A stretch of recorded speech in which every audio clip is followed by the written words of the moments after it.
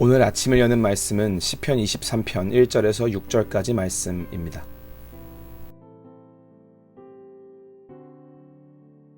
여호와는 나의 목자시니 내게 부족함이 없으리로다. 그가 나를 푸른 풀밭에 누이시며 쉴만한 물가로 인도하시는도다. 내 영혼을 소생시키시고 자기 이름을 위하여 의의 길로 인도하시는도다. 내가 사망의 음침한 골짜기로 다닐지라도 해를 두려워하지 않을 것은 주께서 나와 함께 하심이라. 주의 지팡이와 막대기가 나를 안위하시나이다. 주께서 내 원수의 목전에서 내게 상을 차려주시고 기름을 내 머리에 부으셨으니 내 잔이 넘치나이다. 내 평생의 선하심과 인자하심이 반드시 나를 따르리니 내가 여호와의 집에 영원히 살리로다.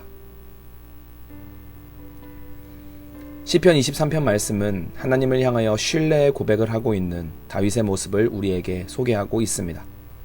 오늘 다윗의 고백을 통해 하나님은 어떤 분이신가에 대해 깨달아 아는 시간이 되길 소망합니다. 시편 23편의 표제어는 다윗의 시라고만 적혀 있기 때문에 다윗이 구체적으로 어떤 상황에서 쓴 시인지는 알 수 없습니다. 다만 시 안에서 쓰고 있는 단어나 표현들을 통해 다윗이 많은 일들을 겪고 난 이후에 하나님을 향한 자신의 마음을 고백하는 시임을 짐작할 수는 있습니다. 그런 다윗이 1절 말씀에 이렇게 고백합니다. 여호와는 나의 목자시니 내게 부족함이 없으리로다. 다윗은 자신을 양으로 표현하고 하나님은 목자로 표현합니다. 이를 통해 자신은 목자 되신 여호와의 보호와 인도하심을 받아야만 하는 존재임을 분명히 합니다. 특히 여기서 주목해야 할 표현이 두 가지가 있는데 첫 번째는 나의 목자라는 표현입니다. 성경 안에서 목자와 양의 관계를 표현할 때는 보통 집단적인 형태로 나타납니다.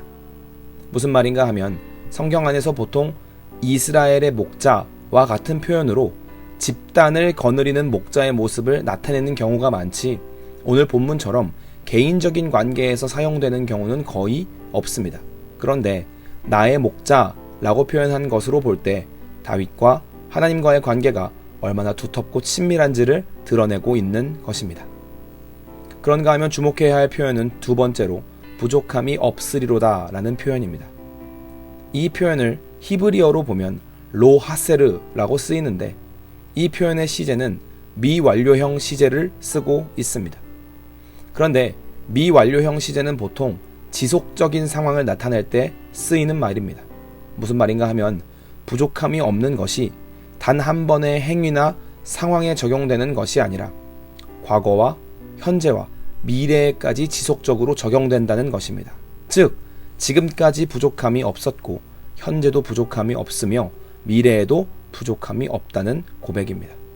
또한 부족함이라는 단어의 원어적 의미는 모든 것이 채워져 있음을 말하는 것이 아니라 욕구 불만에 관한 내용입니다.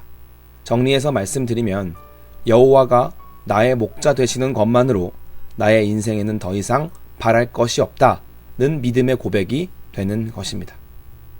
이와 같은 고백은 오늘 본문에서 계속 등장합니다. 다윗은 자신의 목자 되신 하나님이 자신을 언제나 푸른 물밭에 놓이시고 쉴만한 물가로 인도하신다 고백합니다.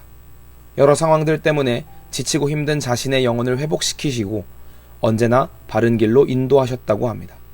그런 주님이 자신과 언제나 함께 하시고 보호하심을 믿기 때문에 사망의 음침한 골짜기를 다녀도 해를 두려워하지 않을 수 있었다고 고백합니다. 원수들의 목전이라도 내게 상을 차려주셔서 그것들을 안전하게 먹을 수 있게 해주셨으며 가장 귀한 손님으로 대접해주시는 하나님이라고도 합니다. 다윗은 그 하나님의 선하심과 인도하심이 평생 동안 반드시 자신을 따를 것임을 알기에 영원히 하나님의 집에 살겠다고 고백합니다. 이처럼 다윗은 하나님을 향하여 무한한 신뢰를 보내고 있습니다. 근데 성도 여러분, 우리는 여기서 한 단계 더 들어가 하나님의 깊은 마음을 깨닫기를 원합니다. 오늘 말씀에서는 하나님이 어떤 마음을 가지고 우리를 지키시고 보호하시는지를 알 수 있는 대목이 있습니다. 그것은 바로 3절 말씀에 보시면 이렇게 이야기합니다. 내 영혼을 소생시키시고 자기 이름을 위하여 의의 길로 인도하시는도다 라고 말씀합니다. 여기서 우리가 주목해야 할 표현은 자기 이름을 위하여 라는 표현입니다. 이 표현의 의미는 하나님이 자신의 이름이 먹칠되지 않기 위해서 우리를 바른 길로 인도하시고 보호하신다는 말입니다. 우리를 바른 길로 인도하시기 위하여 자신의 이름, 곧 자신의 명예를 거신다는 말입니다. 그러니까 우리들의 인생은 그냥 방치된 인생이 아닙니다. 적당한 인도를 받는 인생 또한 아닙니다. 기억하시기 바랍니다. 우리들의 인생은 하나님이 당신의 명예를 걸고 기필코 바른 길로 데려다 놓으시는 인생입니다. 하나님의 책임이 녹아있는 인생이며 하나님의 일하심이 스며들어 있는 인생입니다. 이것이 하나님의 마음입니다.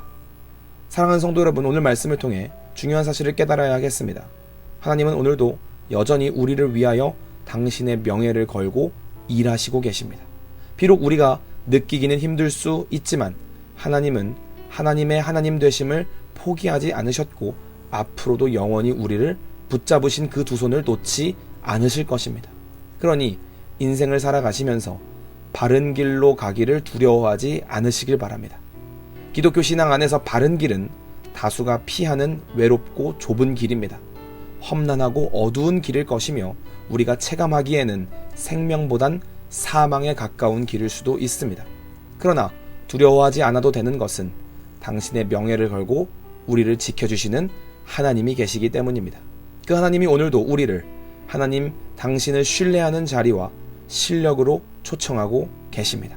그러니 당신의 명예를 걸고 우리의 목자 되어주시는 그 하나님의 부르심에 신뢰와 순종으로 나아가는 여기 모인 모든 성도님들이 되시기를 간절히 소망합니다. 말씀을 마무리하겠습니다. 오늘 하루를 살아가시면서 우리의 목자 되신 하나님에게 신뢰를 보여드리는 모든 성도님들이 될 수 있기를 간절히 소망합니다.